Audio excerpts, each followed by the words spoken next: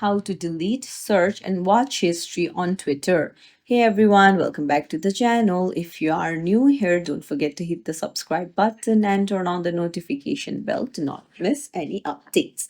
So in today's video, I'm going to show you how you can delete, search, and watch history on your X app. So let's dive right in. Open up your X app. Then you need to head over to your profile in the top left and then go to settings and privacy. There, scroll down a bit and go to accessibility, display, and languages. And from there, you need to go to data uses. And then at the very bottom, you'll find web storage. Just tap on it and then tap on clear web page storage.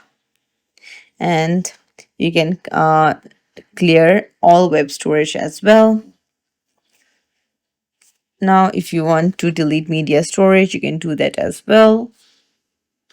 And that's it. Now your search and watch history on X app has been deleted. If you found this tutorial helpful, don't forget to like the video and subscribe to our channel. Thank you for